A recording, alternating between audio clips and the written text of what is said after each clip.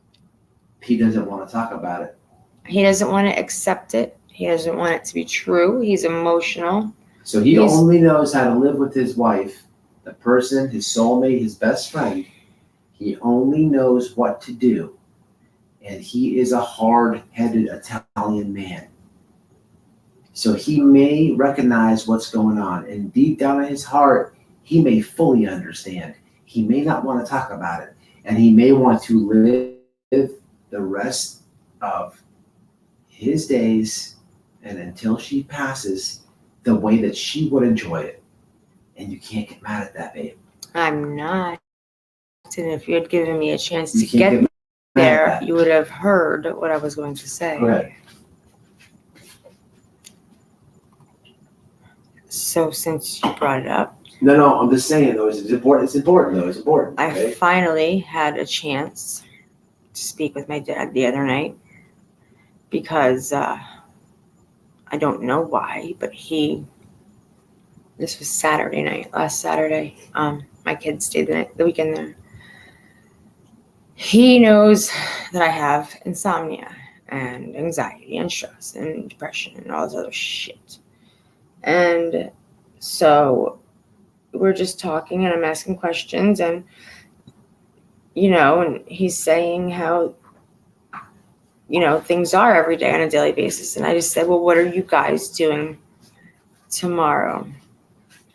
And Dad said, I don't know. I don't make plans anymore. He's like, it's based on what Mom wants to do. And I said, I understand. He said, I don't know from 1 minute to the next how she's going to be. So I wait for her to tell me exactly what it is that she wants to do.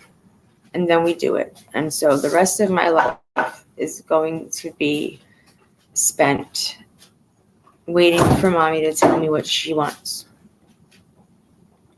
I said, okay, I get it.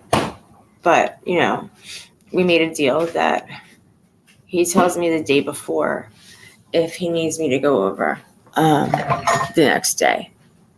Because he has to still run errands. He has to go shopping. He has to do things with the car or whatever he is to do. He has doctor appointments also to go to and things like that. So he tells me the day before.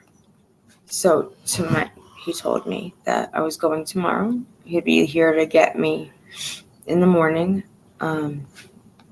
So my son and I will go over and spend the day. The doctor that I had spoken to on the phone and that we continue to keep contact with because I deserve the information, especially being the person that helps take care of Mom. So he fills me in on everything. Well, he's going to be there tomorrow at the same time I am, and Dad's going to be gone, and that's fine. I don't care. I'm okay no matter what. And I told him, I can come on days, any days. I can be there every day. It doesn't matter. But what seems to happen is my mom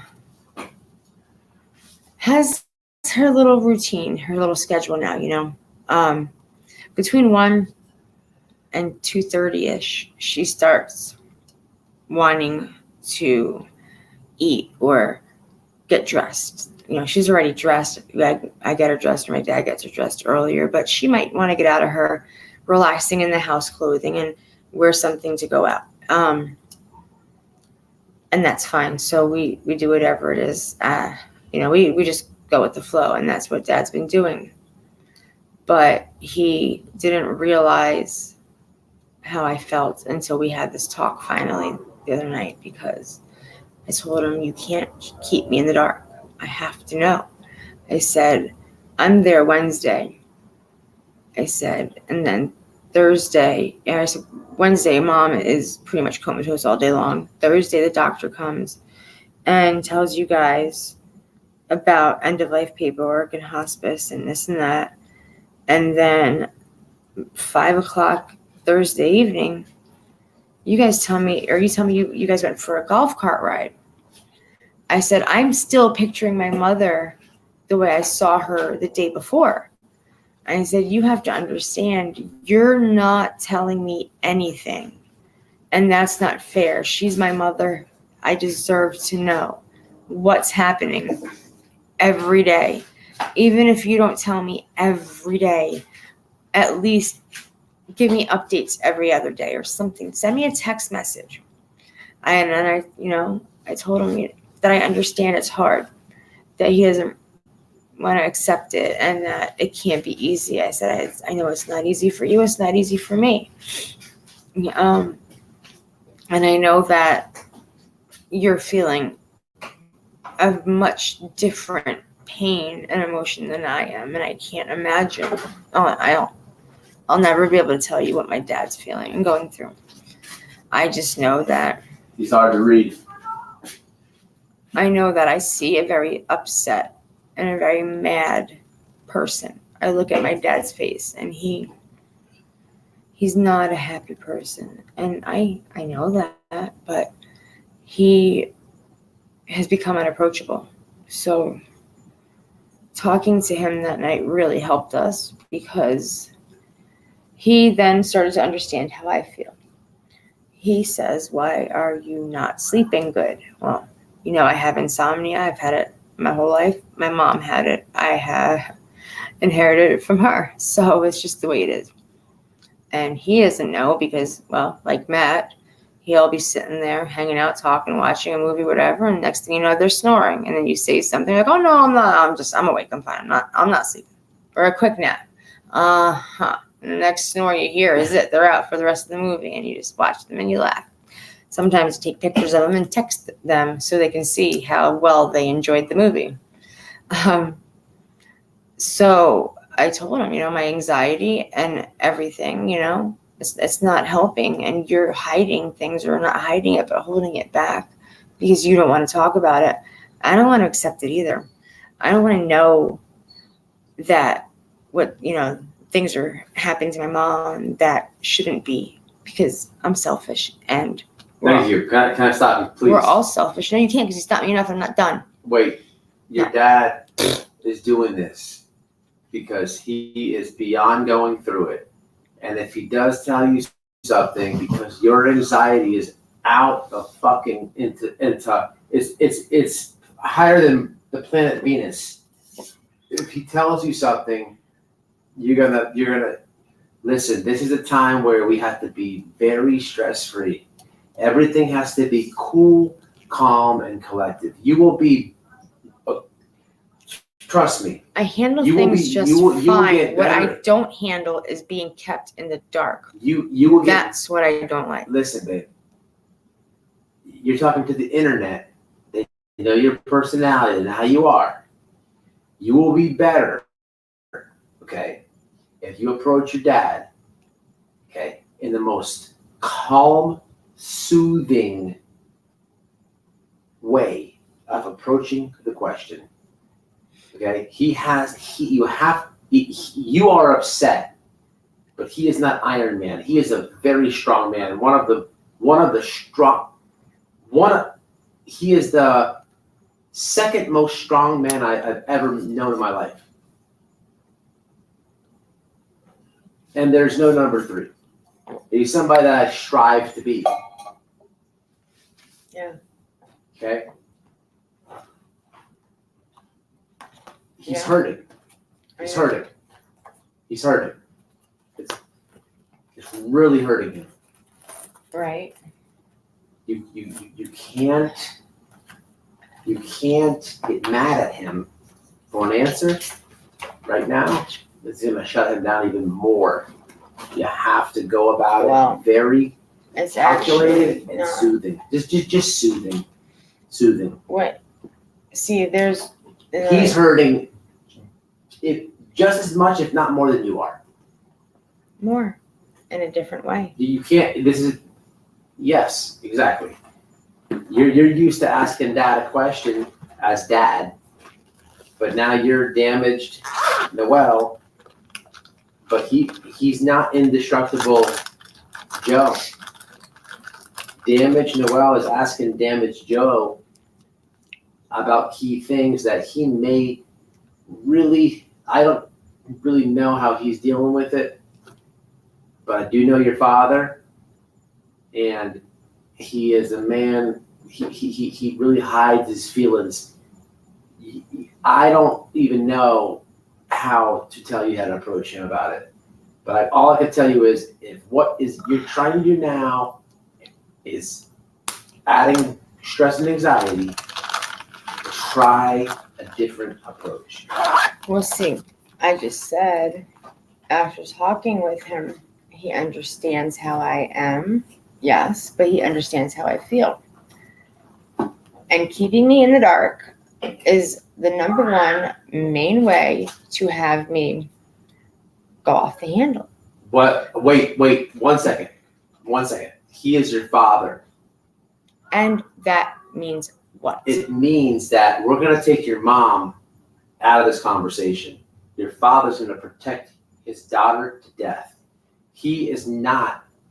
Do you think that your father, who's been protecting you since you were born, wants to have, he's not a stupid man. He knows everything that's going on.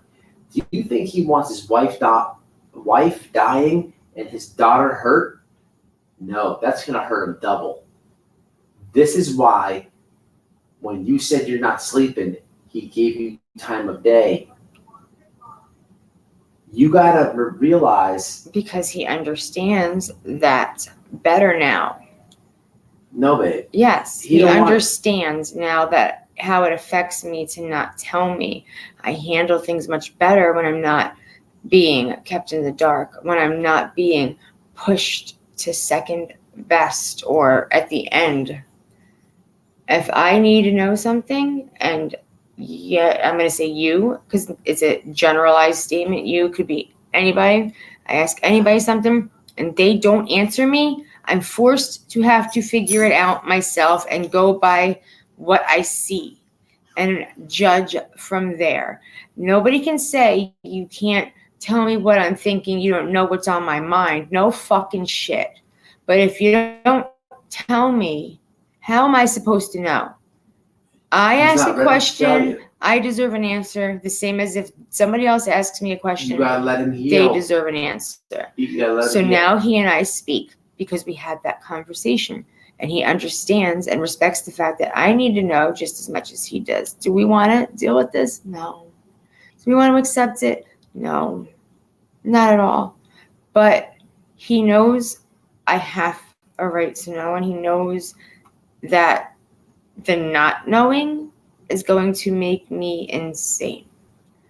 Because just like I said, Wednesday, she was pretty much comatose the entire day. Thursday, he takes her on a golf cart ride, and here I am picturing a woman that couldn't move on a golf cart. Now, had he told me that doesn't happen every day, or that it's in and out, it's okay, it's temporary, it would have been a different thing. If people are open and honest and talk and be respectful and figure things out together and talk about these things together, then it works better. It works out better. I am still beside myself trying to figure out how to get through this.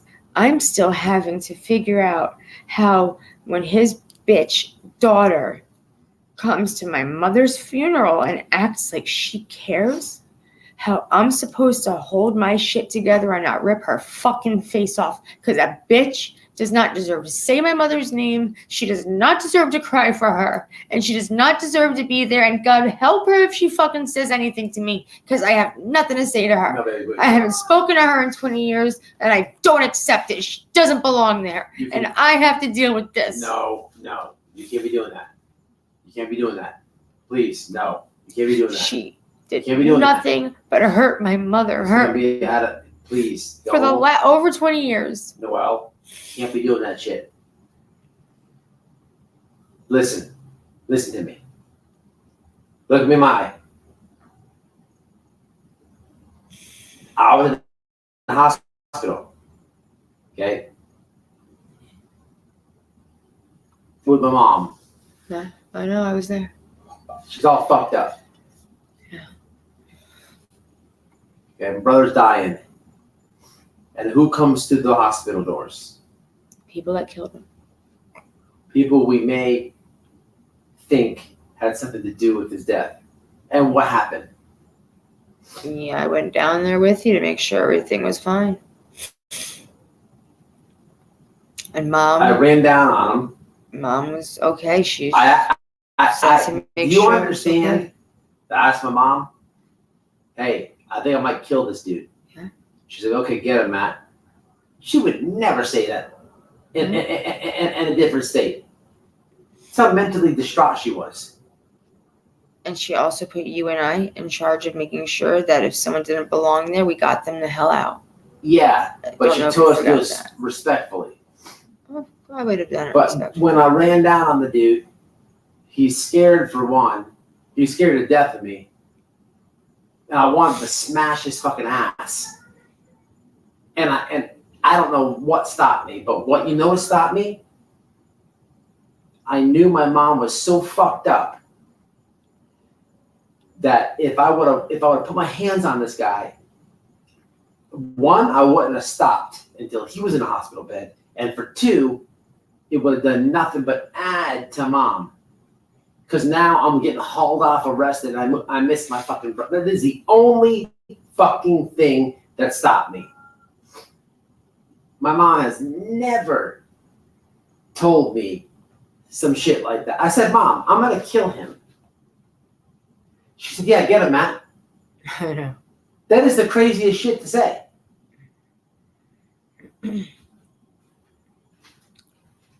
That's the last person your brother was with that day. That is the person that took him to get what he got.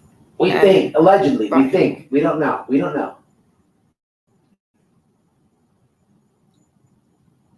The detective never cleared that up. We didn't say allegedly because the detectives treated it as it was nothing and they did nothing. But at the end of the day, we know what the truth is because there were plenty of people that made statements and said things and told us what was going on. So I guess, yeah, allegedly this is the person that we assume did whatever he did and contributed to this. But allegedly is only because he was never charged. Yeah, my daddy has always been Superman. And if I didn't have that call with the doctor, I never would have known about the paperwork or anything else. I just know that my dad was not speaking to me about anything. And because he's keeping me in the dark and I'm only seeing what I'm seeing at the moment, I have to then rely on my judgment and see what it is that's being done and hear what people around me are saying, knowing damn well it is not what it is, because my dad is going to take it as it's given to him from doctors and nurses. He's not really going to question anything. He's not going to really know. Like, he doesn't know. Yeah, he knows what's going on because he can see it and he lives with it. And he expressed that to me when he finally spoke to me. But he doesn't really know, how things progress. He's just taking it one day at a time, where I do know, and I'm not having any information given to me, and I'm getting yelled at, and I'm getting attitudes, and I'm being hung up on, and I have to use my imagination based on the facts that I've seen. certain things and am experiencing certain things. So the whole, you can't tell me what's happening or what I'm thinking or what your mom's going through or this or that is a bunch of fuck shit. Because when you're not given the answers you desperately need, all you can do is base your own opinion off of what you are seeing and hearing and experiencing. When there's a lack of communication, especially in a situation that's this serious, it doesn't help matters. It makes it worse, especially for me, because my anxiety goes through the roof. I had 6 hours of sleep in 5 days. 5 days, I had 6 hours of sleep because all I could do was sit there and cry all night long and think about what the hell is going on because I'm getting no answers. And then I have to get up and then I have to take care of as much as I can here on the days that I don't leave. I have to, try not to look like I'm dead myself and go to mom's house and hang out with her and spend time with her. I have to make sure that I'm fully functioning and capable of taking care of the things that I have to take care of. So no, not giving me the information that I'm asking for doesn't help me. It hurts me. It makes it harder on me. Now things are different because we have talked and we are gonna talk about everything. Even though he doesn't have all the answers to everything and he doesn't know until he's told certain things, he knows he can talk to me and that he needs to. And he's not always going to like everything I ask. I'm not always going to like every answer he gives. But at least the open line of communication is there. That's the only thing I can ask for. It's the only thing that matters. Hey, Shell, how are you? So that's it. We're going on a day by day. Dad is spending his remaining days with mom, doing what she wants when she wants.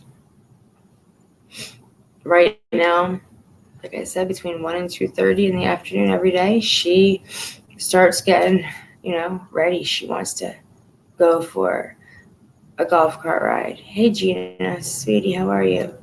She wants to get dinner or this or that. I mean, my mom has lost over 20 pounds because she has lost her sense of taste. And things are bland and not good. They taste blah. So she's not eating as much. I can now pick my mother up and carry her. So transporting her and transferring her are quite easy because she's not, as heavy as she was. She was never fat, but she was heavier. I wouldn't have been able to pick her up the way I can now when she was healthy and had that weight on her. She weighs around what I weigh right now. And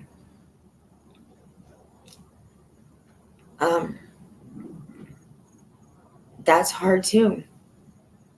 It's another huge issue. It's something that my dad had to hear me say.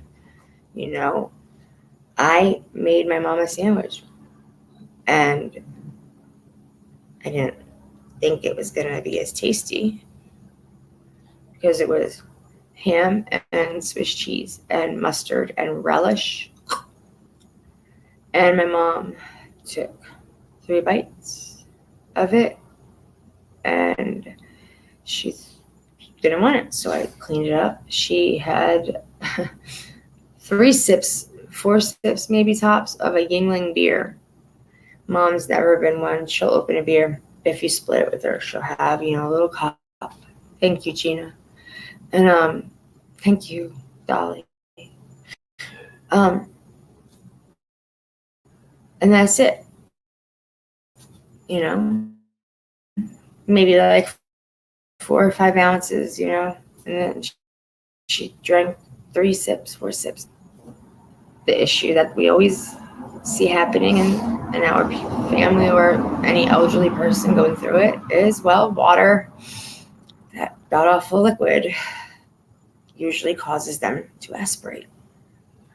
Now she's taking her medicine and she's taking some water and she's coughing and she's got it in her, and I'm helping to make sure she's okay. And all I keep thinking is, dear God, I cannot have my mom go NPO. I cannot have it be a situation where we are going to be having feeding tubes. I just can't. I don't want it. I can't see my mom even being happy about that. And she wouldn't be. She would be miserable. But that's what happens. I mean, that's just what happens. And so yeah, she has issues with water, but she can have some other things. So hopefully she continues to, drink other liquids so we don't have to worry about the aspiration getting bad. She's just dwindling away. The woman that she was doesn't exist anymore. And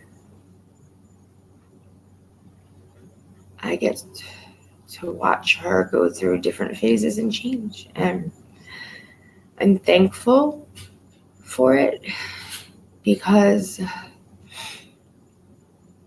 there's nothing else. Well, clearly there is something else I would rather be doing, but there's nothing else I'd rather be doing than spending every moment I can with my mom and my dad.